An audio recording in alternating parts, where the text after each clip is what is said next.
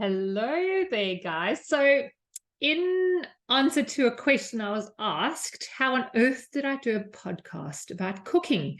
So, most of us, when we think about cooking, we think about cookbooks and cooking shows and things like that. But what we often miss out on when we're reading a recipe or watching a cooking show is we miss those basic fundamental things that I think, as a cooking school teacher, that you need to know before you start out. So they say before you do something, you should have a plan. And if you've never poached an egg, or if you've never done pork belly with perfect crackling, yes, you might be a natural chef and it might just happen for you. But if you aren't, or if you've tried to do something and it hasn't worked, it's best to go in there with a full set of recommendations or information so that you can succeed at what you're doing. And that's exactly what I do, not only in my cookbooks and my recipes are a little bit different. I give you a lot of valuable information that I think most recipes sometimes miss out on. For example, stir fries.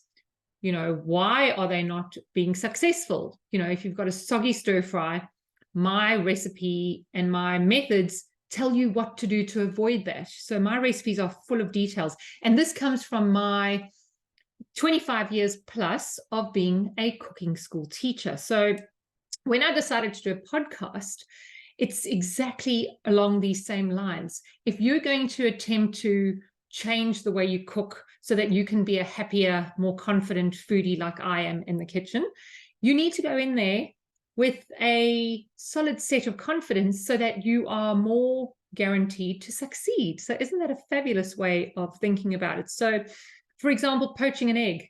Poaching eggs are one of the first things that I teach when I am building a confident foodie, because most people say, oh, I poached an egg once in my early 20s. It was an absolute disaster. And I said to myself, I'm no good at poaching eggs, and I've never tried again. Now, I do have a whole episode about poaching eggs, and I take poaching eggs very seriously because it's such a fantastic skill to have. And, there's a few things you need to look out for when you're poaching eggs. So if you want to learn how to poach eggs successfully, go and look for that chapter in my book, or that episode on my podcast. And then, you'll go into it going, sounds easy. Was it really just one or two simple things that I might have missed? And if I do that, I'm going to live happily ever after. Yes. And that's the same with most cooking methods.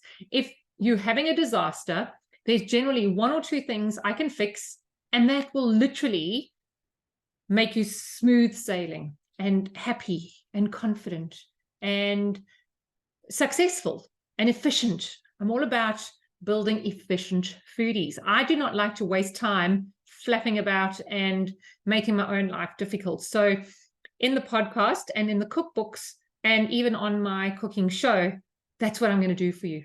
I'm going to tell you all the things you need to look out for. I'm going to give you all the hacks and the tips and the tricks and everything that I think that you need to know, because when I've done this for 25 years, the same things kept coming up and up over and over again.